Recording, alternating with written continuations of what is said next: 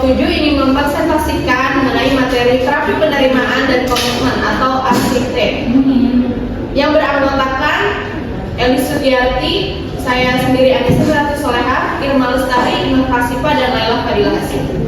Langsung saja ke materinya. Pengertian terapi penerimaan dan komitmen. Acceptance and Commitment Therapy atau ACT adalah sebuah pendekatan terapi yang dikembangkan oleh Stephen Hayes.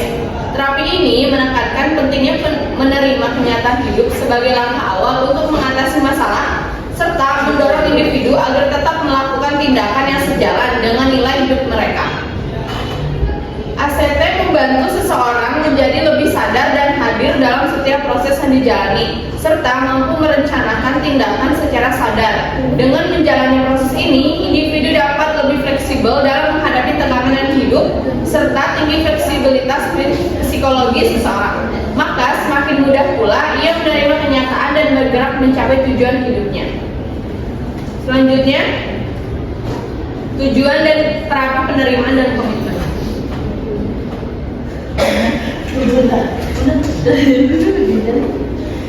Tujuan utama dari terapi penerimaan dan komitmen adalah membantu individu menjalani kehidupan yang lebih bermakna dan sesuai dengan nilai-nilai pribadinya, meskipun menghadapi pikiran, perasaan, atau pengalaman yang tidak menyenangkan. Tujuan ACT meliputi yang pertama, meningkatkan fleksibilitas psikologis, yaitu kemampuan untuk tetap hadir di saat ini dan bertindak secara efektif sesuai nilai-nilai pribadi meski ada tekanan psikologis.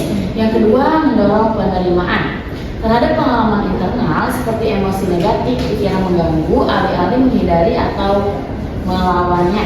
Yang ketiga, membantu individu mengenal dan melepaskan diri dari pikiran-pikiran yang tidak membantu agar tidak dikendalikan oleh isi pikiran mereka.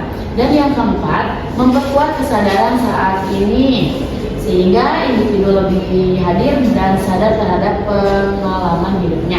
Dan yang kelima, mengidentifikasi nilai-nilai pribadi yang penting. Yang terakhir adalah membangun komitmen untuk bertindak sesuai dengan nilai-nilai tersebut.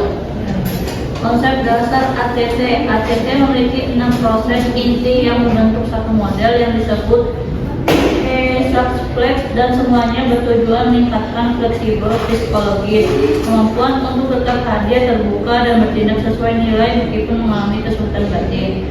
Berikut 6 proses inti tersebut. 1. Penerimaan. A. Menerima pengalaman batin yang tidak menyenangkan seperti kecemasan, kesedihan, pikiran negatif tanpa mencoba melawannya. B. Tujuannya bukan agar perasaan itu hilang, tetapi agar kita bisa tetap bergerak maju walaupun perasaan itu ada. 2. Defusi kognitif.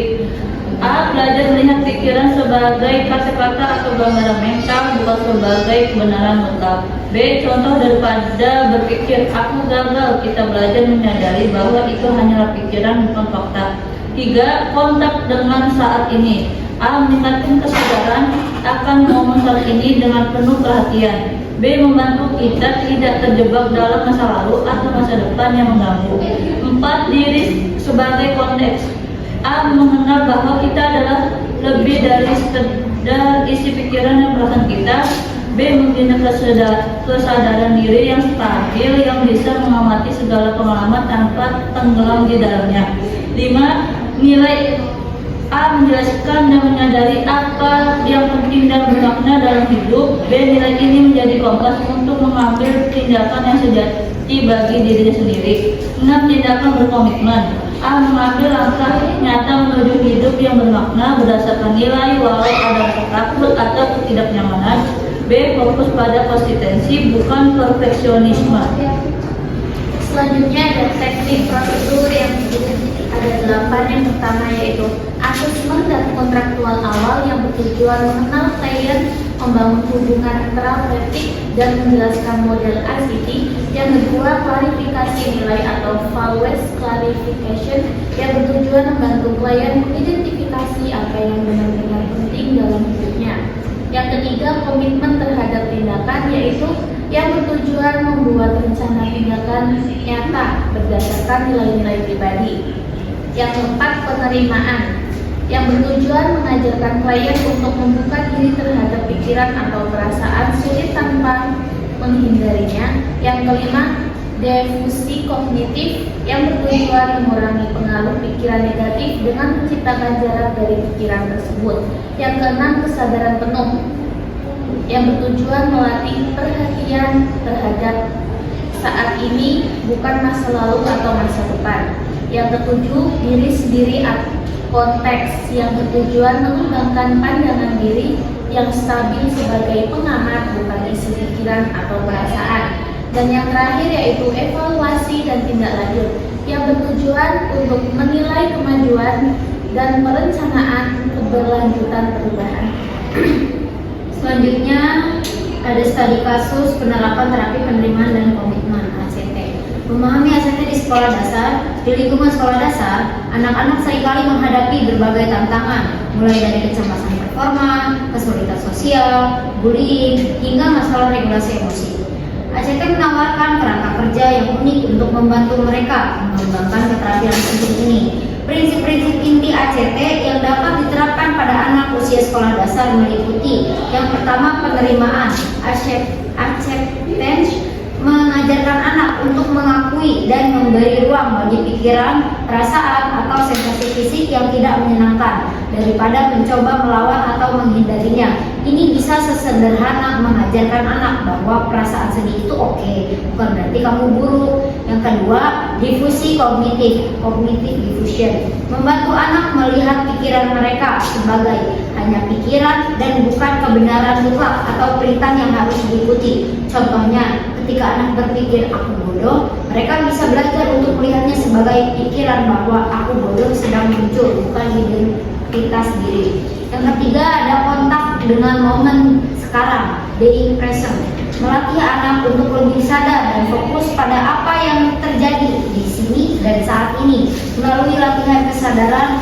mindfulness yang disesuaikan dengan usia mereka. Yang keempat, ada diri sebagai konteks, self as konteks, mengajarkan anak bahwa mereka lebih sekedar pikiran dan perasaan mereka. Mereka adalah wadah yang menampung pengalaman tersebut. Yang kelima, ada nilai, value, membantu anak mengidentifikasi apa yang benar-benar penting bagi mereka dalam hidup. Misalnya, menjadi teman yang baik, belajar dengan giat, berani mencoba hal baru. Yang ketujuh, tindakan berkomitmen, commitment action, mendorong anak untuk mengambil langkah-langkah nyata sekecil apapun yang sesuai dengan nilai-nilai mereka, bahkan ketika ada hambatan atau perasaan tidak nyaman. Ya, jadi kesimpulannya adalah terapi ini menekankan pentingnya menerima kenyataan hidup sebagai langkah awal untuk mengatasi masalah serta mendorong yang bertujuan untuk menghilangkan pikiran atau perasaan negatif, tetapi untuk membangun fleksibilitas psikologis. Ya, dirasa cukup sekian presentasi dari kelompok kami, kurang lebihnya mohon maaf.